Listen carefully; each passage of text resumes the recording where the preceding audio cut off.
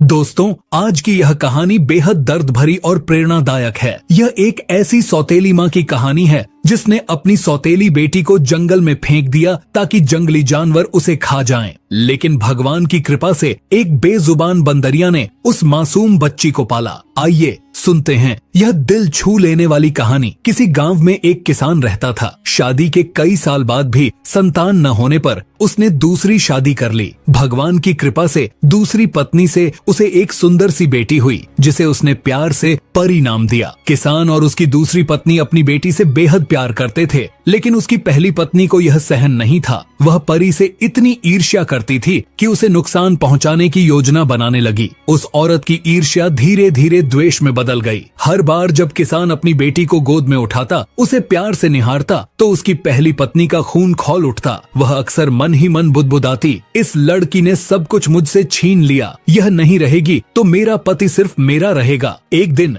जब किसान खेतों में काम करने गया और परी की माँ घर से बाहर थी, पहली पत्नी ने मौका देखा। उसने इधर उधर देखा, यह सुनिश्चित करने के लिए कि कोई उसे देख तो नहीं रहा। फिर उसने मासूम परी को झूले से उठाया और अपनी ओढ़नी में लपेट लिया। बच्ची उसकी गोद में आकर हंसने लगी, लेकिन उस औरत के चेहरे पर एक निर्दयी मुस्कान थी। उसने परी को लेकर खेतों की ओर कदम बढ़ाए, लेकिन खेतों में किसी की नजर न पड़े, इसलिए वह खेतों से भी आगे जंगल की ओर बढ़ गई। घना जंगल था, जहाँ तक नजर जाती थी वहाँ बस पेड़ ही पेड़ थे। पक्षियों की आवाजें वातावरण में गूंज रही थीं, लेकिन उस औरत के मन में केवल एक ही विचार था, इस बच्ची को हमेशा के लिए खत्म करना। अचानक वह एक सूखी नदी के किनारे रुकी। उसने चारों ओर देखा, कोई नहीं था। उसने परी को अपनी गोद से उठाया और झाड़ियों में फेंक दिया। मासूम परी जमीन पर गिरते ही रोने लगी। उसकी नन्ही बाहें अपनी माँ को खोज रही थीं, लेकिन वह निर्दयी औरत बिना पीछे मुड़े तेजी से वहाँ से भाग निकली। जंगल के जानवरों की आवाजें गूंज रही थीं। परी भूख से बिलख रही थी,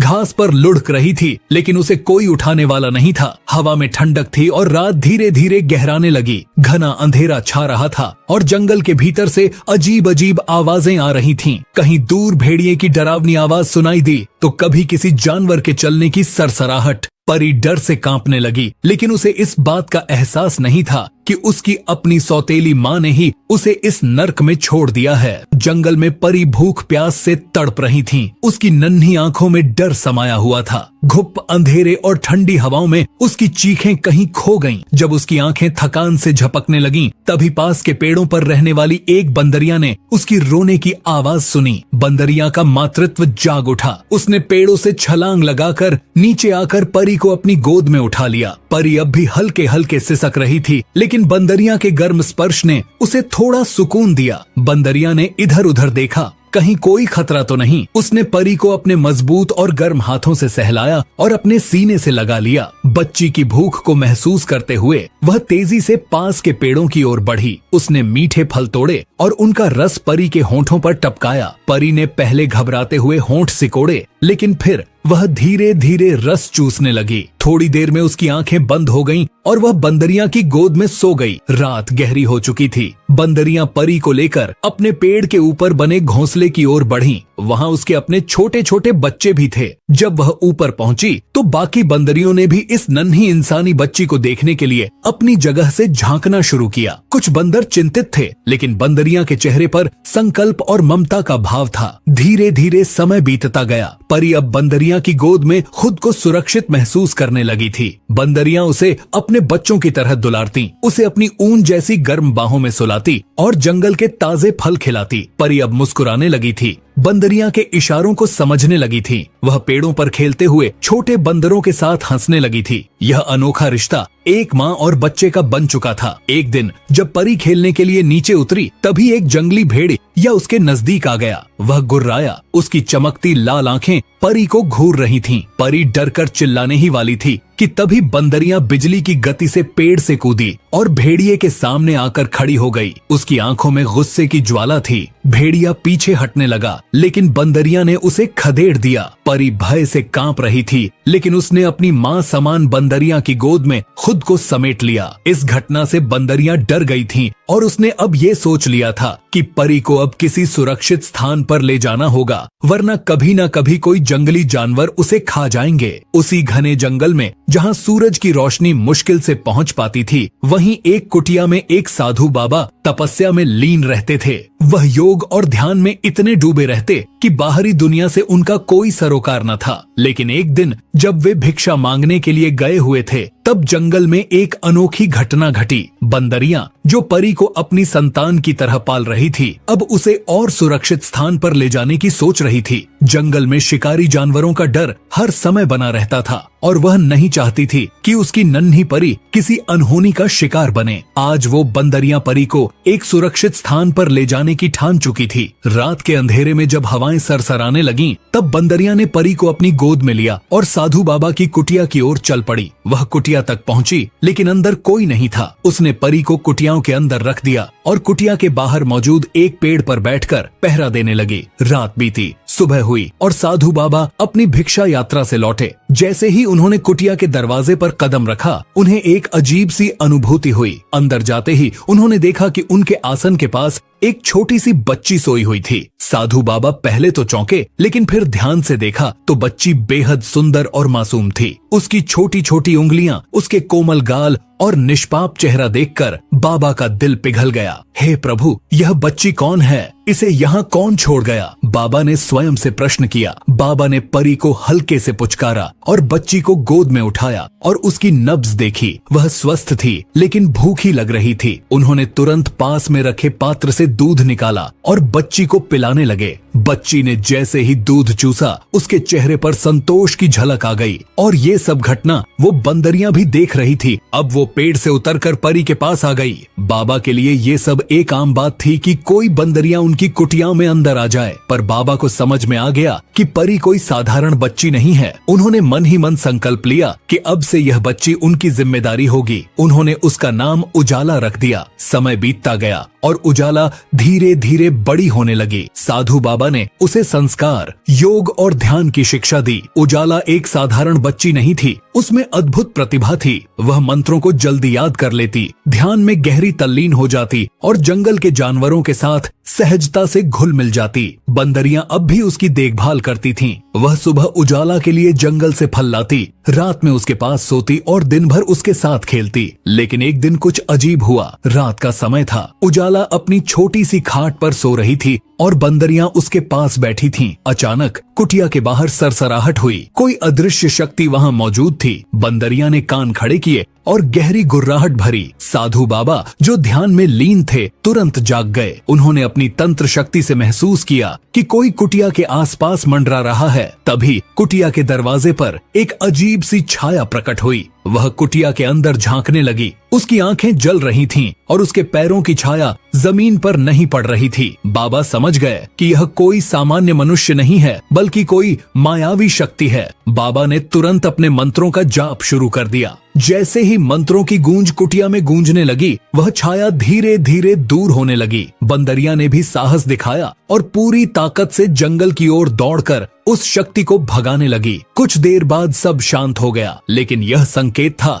कि उजाला अब किसी खतरे में थी। बाबा ने उसी क्षण तय कर लिया कि उजाला को अब और अधिक सावधानी से पालना होगा। उजाला अब बड़ी हो रही थी और उसमें अलौकिक शक्तियां विकसित होने लगी थीं। वह पेड़ों की फुसफुसाहट सुन सकती थी, जानवरों की भाषा समझ सकती थी और यहाँ तक कि किसी के मन की बातें भी महसूस कर सकती थीं। साधु बाबा को समझ में आ गया कि यह बच्ची सिर्फ एक सामान्य लड़की नहीं है, बल्कि ईश्वर का कोई विशेष अवतार है। एक दिन उजाला ने बाबा से पूछा, बाबा, मैं कौन हूँ? क्या मैं आपकी पुत्री हूँ? बाबा मुस्कुराए और बोले, बेटी, तुम केवल मेरी नहीं बल्कि इस पूरे ब्रह्मांड की संतान हो। तुम्हारी किस्मत में कुछ बड़ा लिखा है। तुम्हें आगे बहुत कठिनाइयों का सामना करना पड़ेगा, लेकिन तुम्हारी आत्मा अडिग रहेगी। उजाला कुछ समझ नहीं पाई, लेकिन उसने बाबा की बातों को अपने हृदय में संजो लिया। साधु बाबा की देखरेख में उजाला बड़ी हो रही थी, लेकिन नियति ने उसके लिए अभी और कठिनाइयां संजो कर रखी थीं। एक दिन साधु बाबा को किसी आवश्यक कार्य से कुछ दिनों के लिए दूर जाना पड़ा। उन्होंने उजाला से कहा,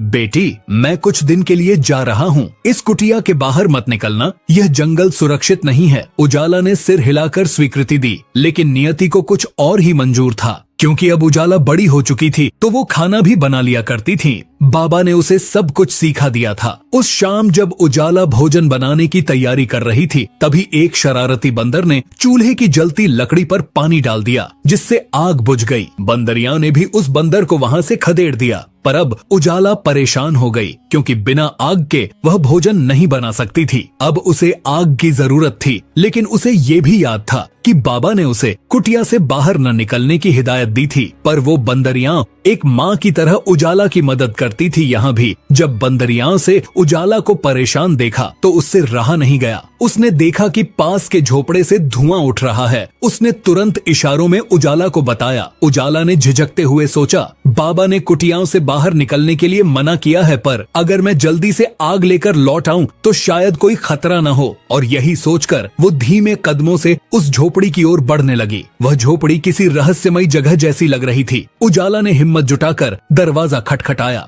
अंदर से एक कर्कश आवाज आई, कौन है? माँ, मेरी चूल्हे की आग बुझ गई है, क्या आप थोड़ी आग दे सकती हैं? उजाला ने मासूमियत से पूछा। दरवाजा चरमराता हुआ खुला और अंदर से एक विकृत चेहरा बाहर झांका। झुर्रियों से भरा चेहरा, लाल चमकती आंखें और टेढ़ी मेढ़ी उंगलियां देख उजाला का दिल तेजी से धड़कने लगा। यह कोई और नहीं बल्कि एक राक्षसी बुढ़िया थी। बुढ़िया ने अपनी आंखें घुमाई और मन ही मन सोचा, यह लड़की तो बहुत सुंदर और तेजस्वी लगती है, इसे यूं ही जाने देना ठीक नहीं होगा। उसने मीठी आवाज में कहा, आग तो तुम्हें मिल जाएगी बेटी, पर पहले बदले में तुम मेरा थोड़ा काम कर दो। उजाला ने सोचा कि थोड़ा काम करने में कोई हर्ज नहीं, इसलिए उसने हामी भर दी। बुढ़िया ने उसे अनाज पीसने के लिए एक भारी चक्की दे दी। उजाला मेहनत से अनाज पीसने लगी, लेकिन वह चक्की बहुत भारी थी और उसे पीसने में बहुत वक्त लग रहा था। इसी बीच बुढ़िया ने अपने छिपे हुए इरादे जाहिर करने शुरू कर दिए। उसने धीरे से अपने बेटे को पुकारा, जो कि एक भयानक आदमखोर राक्षस था। बुढ़िया मन ही मन बोली,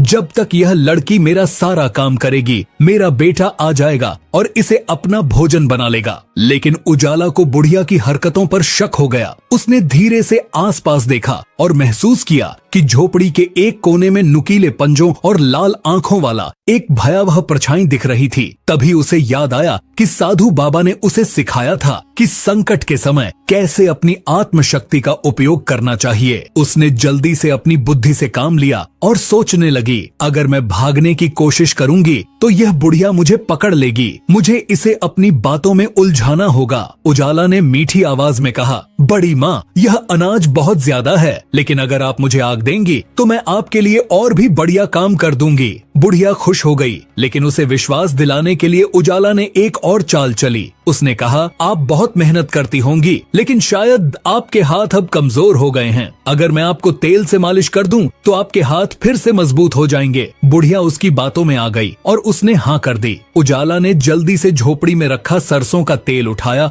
और धीरे धीरे बुढ़िया के हाथों पर लगाने लगी। लेकिन वह यह काम करते हुए मन ही मन सोच रही थी कि कैसे यहाँ से भागा जाए। तभी उसे झोपड़ी के बाहर पड़े कुछ बजरे के दाने दिखे। उसे बाबा की सिखाई हुई एक पुरानी तरकीब याद आ गई और जब बुढ़िया अपने आलसी स्वभाव के कारण झपकी लेने लगी, उजाला ने तुरंत झोपड़ी के बाहर पड़े बजरी के दानों को अपनी मुट्ठी में उठा लिया और अब धीरे धीरे अपनी मुट्ठी खोली और बजरे के दानों को रास्ते में बिखेरते हुए अपनी कुटियाओं की ओर भागने लगी। बुढ़िया को जब होश आया तो उसने देखा कि उजाला जा चुकी है। वह गुस्से से कांपने लगी और अपने बेटे को आदेश दिया, जाओ, उन बजरे के दानों के पीछे पीछे जाओ, वे तुम्हें उस लड़की तक ले जाएंगे। राक्षस बजरे के दानों को देखते हुए जंगल की ओर दौड़ पड़ा। उजाला अपने जीवन की सबसे तेज दौड़ लगा रही थी, लेकिन अचानक उसका पैर एक जड़ में फंस गया और वह गिर पड़ी। राक्षस तेजी से उसकी ओर बढ़ रहा था। तभी अचानक जंगल में बिजली सी चमक उठी और साधु बाबा अपने दिव्य रूप में प्रकट हुए। उन्होंने तेज आवाज में मंत्रोच्चारण किया जिससे पूरी झोपड़ी हिलने लगी। राक्षस जोर से चीखा, लेकिन बाबा के मंत्रों की शक्ति से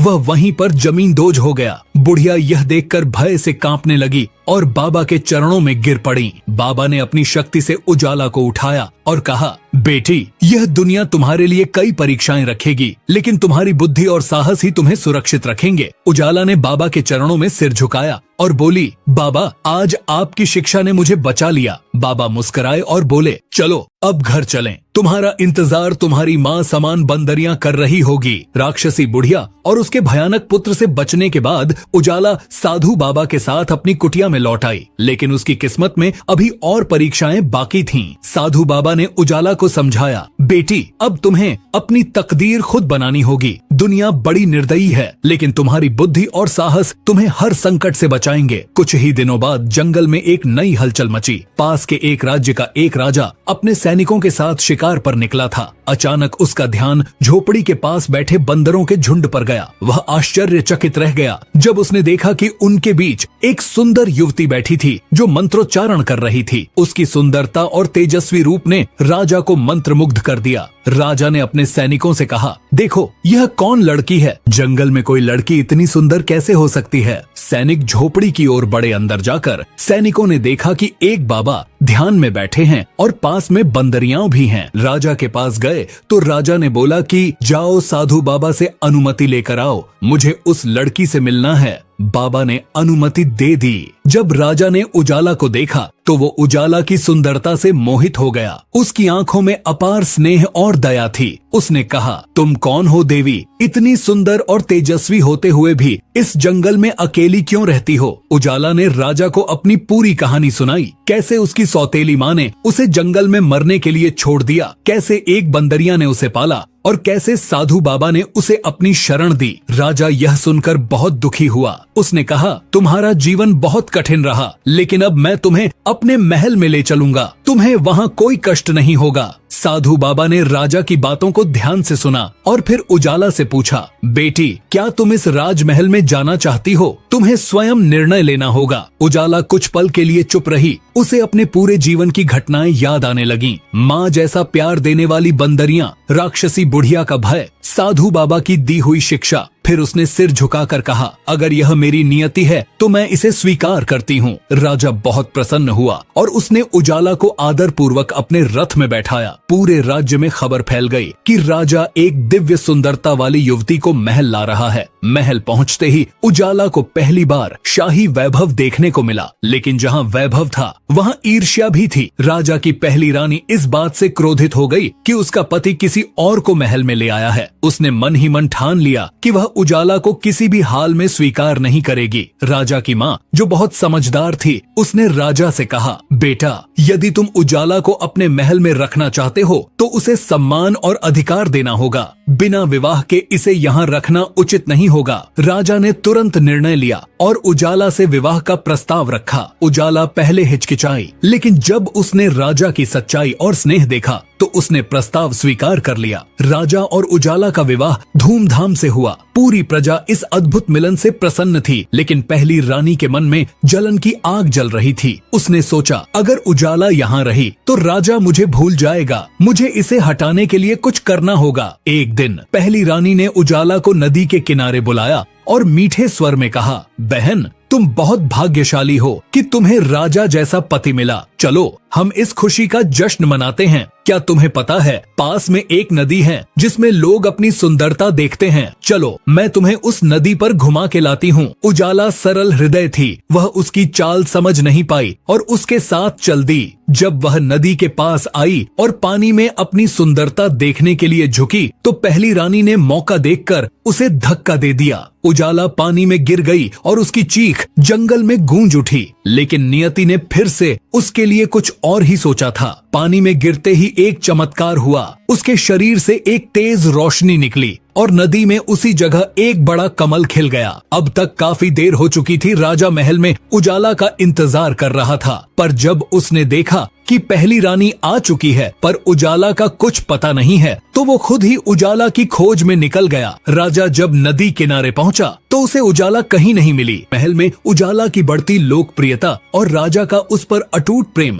पहली रानी को नागवार गुजर रहा था। वह जानती थी कि जब तक उजाला महल में है, राजा की नजरें उसकी ओर कभी नहीं जाएंगी। उसका गर्व चूर चूर हो चुका था और जलन की आग उसके भीतर धधक रही थी। रानी ने कई बार उजाला को बदनाम करने की कोशिश की, लेकिन उसकी पवित्रता और सरलता के कारण हर बार असफल रही। आखिरकार उसने एक घिनौनी साजिश रची। रानी ने अपने विश्वास पात्र दासी को बुलाकर कहा, हमें कुछ ऐसा करना होगा कि राजा खुद उजाला से घृणा करने लगे और उसे महल से निकाल दे। हमें ऐसी चाल चलनी होगी कि वह खुद ब खुद इस महल से दूर चली जाए। दासी ने सिर झुकाकर कहा, महारानी, आप जैसा कहेंगी मैं वैसा ही करूंगी, पर हमें क्या करना होगा? रानी की आंखों में एक शैतानी चमक आ गई। उसने कहा, हमें किसी तरह उसे महल से बाहर ले जाना होगा और वहाँ उसे हमेशा के लिए खत्म कर देना होगा। रानी ने यह अफवाह फैलाई कि महल के पास एक पवित्र नदी है, जिसमें जो भी सच्चे मन से अपनी सुंदरता को देखेगा वह हमेशा अमर और युवती बनी रहेगी। इस बात को सुनकर महल की अन्य स्त्रियां भी चकित हो गईं। रानी खुद एक दिन उजाला के पास गई और बहुत ही मीठे स्वर में बोली, बहन, तुम कितनी सुंदर हो। तुम्हारी सुंदरता का कोई जवाब नहीं, लेकिन मैंने सुना है कि महल के पास की नदी में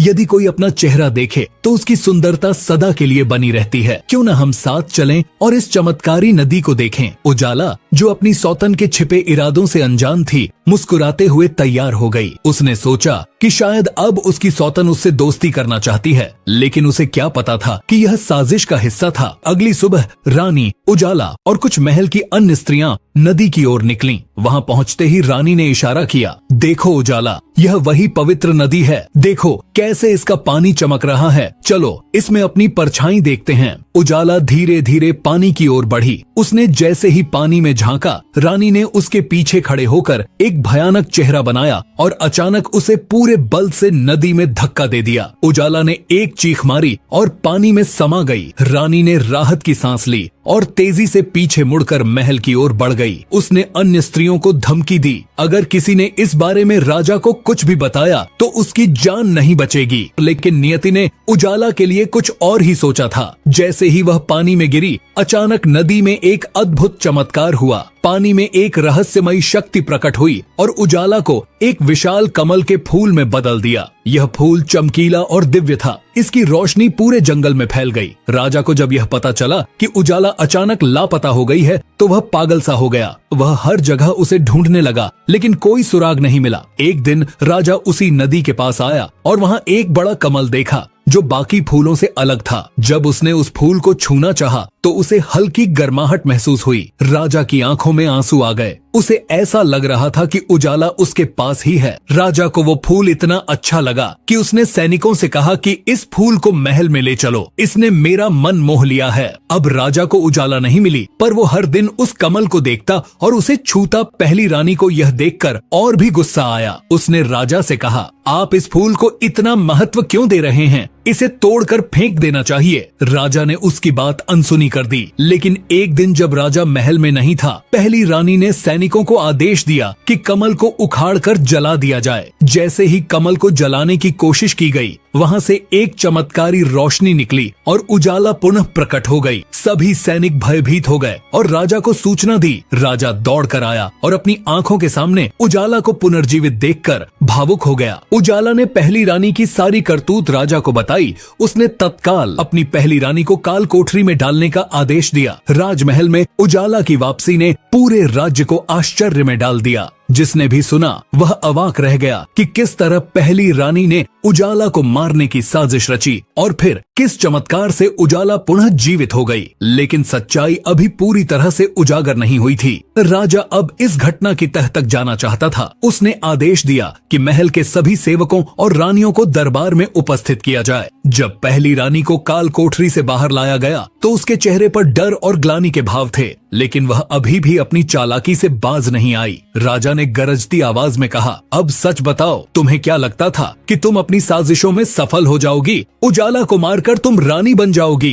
पहली रानी ने झूठ बोलने की कोशिश की, लेकिन राजा का गुस्सा देखकर वह कांपने लगी। उसने हाथ जोड़कर कहा, महाराज, मुझसे भूल हो गई। मैं उजाला से ईर्ष्या करने लगी थी, लेकिन यह सब मैंने गुस्से में किया। मुझे क्षमा कर दीजिए। राजा ने क्रोधित होकर कहा, क्षमा? जब तुमने उजाला को नदी में धक्का दिया था तब क्या तुम्हारे मन में क्षमा थी? जब तुमने उसे मरते हुए देखा था तब क्या तुम्हारे मन में दया थी? अब तुम्हारे लिए कोई क्षमा नहीं। राजा ने आदेश दिया कि पहली रानी को हमेशा के लिए अंधेरी काल कोठरी में डाल दिया जाए। इसके बाद राजा ने उजाला को अपनी पटरानी घोषित किया और पूरे राज्य में यह घोषणा कर दी कि अब उजाला ही उसकी वास्तविक पत्नी और राज्य की मुख्य रानी होगी। हालांकि उजाला के मन में अब भी एक सवाल बना हुआ था, उसके असली माता पिता कौन थे? क्योंकि उसे तो उसकी सौतेली माँ ने जब जंगल में छोड़ा था तब वो नन्ही सी बच्ची थी, उसे कुछ भी याद नहीं था। ये भी कि उसके असली माता पिता कौन है। उसे इतना तो याद था कि उसकी सौतेली माँ ने उसे जंगल में छोड़ दिया था, लेकिन उसके असली माता पिता का क्या हुआ? ये सवाल उजाला को परेशान करने लगा। एक दिन राजा और उजाला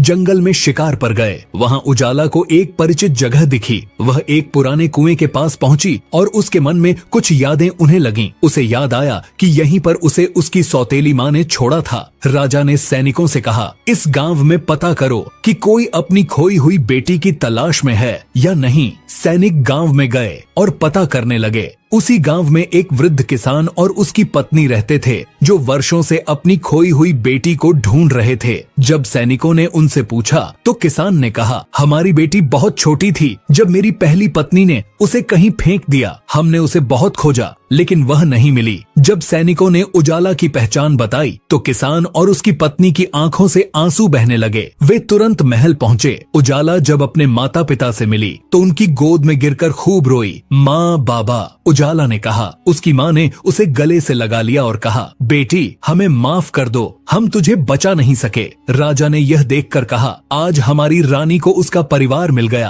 अब वह केवल इस राज्य की रानी ही नहीं बल्कि एक बेटी भी है। पर उजाला के सामने अब एक और चुनौती थी, उसकी सौतेली माँ, जिसने उसे जंगल में फेंका था। जब राजा ने सैनिकों से उस निर्दयी औरत को पकड़कर लाने को कहा तो उन्होंने बताया कि वह अब एक भिखारिन बन चुकी थी और सड़कों पर दर दर भटक रही थी। जब उसे महल लाया गया तो उजाला ने उसकी हालत देखकर दुख महसूस किया। वह अब बहुत कमजोर हो चुकी थी, उसके बाल बिखरे हुए थे और आंखों में पछतावे के आंसू थे। उजाला ने उसे देखते ही कहा, तुमने मुझे जंगल में फेंक दिया, लेकिन मैंने तुम्हें क्षमा किया। भगवान ने मुझे नई जिंदगी दी और मुझे मेरे माता पिता से मिलाया। मैं तुम्हें भी एक और मौका देना चाहती हूँ। राजा ने आश्चर्य से उजाला को देखा और कहा, क्या तुम सच में इसे माफ कर सकती हो? उजाला ने कहा, महाराज, क्रोध से किसी का भला नहीं होता।